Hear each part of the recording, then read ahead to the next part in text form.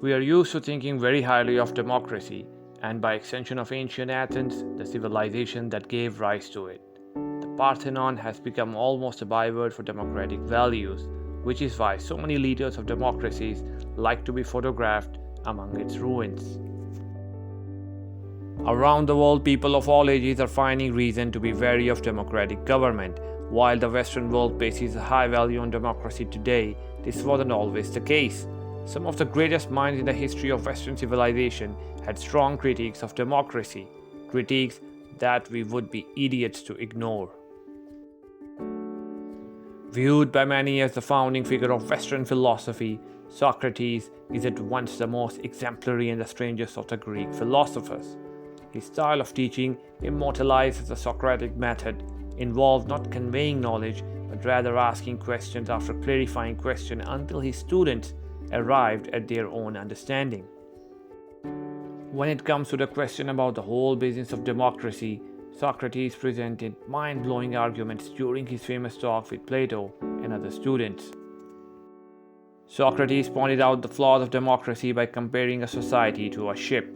If you were going on a sea voyage, who would you ideally want deciding who was in charge of the vessel? Just anyone, or people educated in the rules and demands of seafaring? Why then should just any of us, without regard to level of skill, experience, or education, be allowed to select the rulers of a country? According to Socrates, voting in an election is a skill, and like any other skill, only those who have been systematically taught should have the right to vote. Allowing citizens to vote without properly educating them is like putting them in charge of a ship in a storm. For Socrates, so-called birthright democracy was inevitably susceptible to demagoguery, which means that people seeking power through election could easily exploit a desire for easy answers by telling us what we wanted to hear. He also advised that the rulers lie to the citizenry, securing their trust not with false promises and hopes, but with ideology.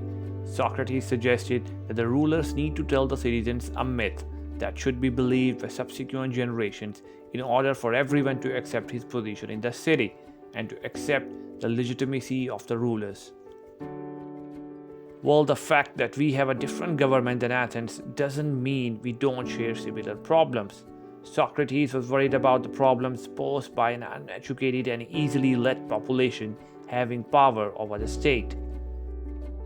In the United States, voters can be a little less than informed about what they are voting for. Half of American adults don't know that each state gets 2 senators. 2/3 don't know what the FDA does. The situation is even worse in the third world countries where people can be fooled much easier, and we see the most corrupt group of people emerging as leaders. So, what can we do? Well, as the anti-democratic Socrates said, there is one good, knowledge, and one evil, ignorance. So, we can conclude that education is the best and only hope for a democracy. A population which understands the traits needed in a leader, knows the difference between a con artist and a legitimate leader, and knows which path forward to take is the difference between an effective democracy and Socrates' nightmare. Do subscribe and hit the like button if you like this video, and don't forget to share your favorite quote from Socrates in the comment section.